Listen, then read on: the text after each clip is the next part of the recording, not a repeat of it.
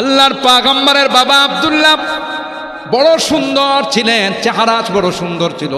আব্দুল মুত্তালিবের ওই 11 সন্তানের মধ্যে সবচাইতে সুন্দর ছিল গো আমার পয়গম্বরের বাবা আব্দুল্লাহ।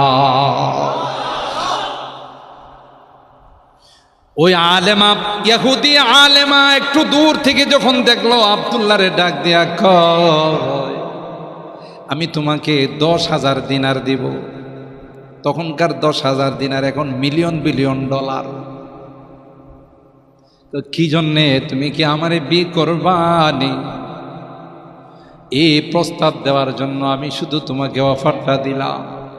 আব্দুল্লাহ কয়, আমি তো একা কোনো সিদ্ধান্ত নিতে পারবো না। আমার মুরব্বীরা আছে, আমার বাবা আছে, আমার বংশের মানুষ আছে, তাদের পরামর্শ না করে আমি সিদ্ধান্ত নিতে পারবো না। আর এখনকার যুবক হলে বাপরি বাপ, মেয়ের দরকার নাই, টাকা তো পাইলাম। ওখানে কবুল করে আয়সা কব যে আমার চয়েস মতো কাম সাইরা ফেলাইছি। কথা খোলাপাড়ার যুবকরা না, তোমরা আবার রাগ করো না বাবা।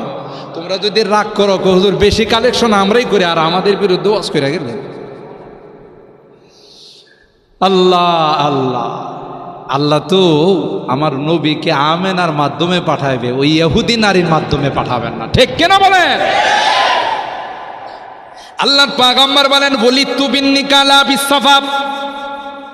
আল্লাহর কসম, হযরতে আদম থেকে নিয়ে আমার বাবা আব্দুল্লাহ পর্যন্ত, আমার মা আমেনা পর্যন্ত, আমার পূর্বপুরুষরা কোনোদিন কোনো মূর্তি দেবতার সামনে মাথা নত করে নাই।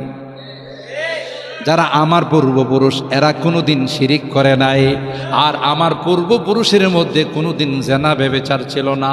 আল্লাহ পাক আমাকে যেহেতু এই বংশে পাঠাবেন, এই জন্য আল্লাহ বাছাই করে তাদেরকে নির্দোষ করে সতীত্ব রক্ষা করে আল্লাহ আমার পর্যন্ত নিয়ে আসছেন। ওই ইহুদি আলেমাকে আব্দুল্লাহ যখন জবাব দিলেন, তখন ইহুদি আলেমা কড ডোন্ট মাইন্ড, আপনি মাইন্ড কইরেন না, আমি কিন্তু আমার যৌবনের তাড়ায় আপনাকে বিয়ের প্রস্তাব দেই নাই গো। দূরের থেকে আপনার চেহারার দিকে তাকাইছিলাম। আসমানি কিতাব তাওরাত আমি পড়েছি, ওই তাওরাতের বর্ণনা অনুযায়ী বিশ্ব নবী যার ঘরে আসবে, আপনার চেহারা দেখে মিলাইতেছিলাম গো, আপনার পেটে থেকে বিশ্ব নবী দুনিয়াতে আসবে। আল্লাহু আকবার বলেন। তাই ওই ভাগ্যবতী নারী, ওই সম্মানিতা নারীটা যদি আমি হতে পারতাম, আপনার সঙ্গে যদি আমার বিয়ে হয়ে যাইত, আর আপনার পিঠে থেকে যদি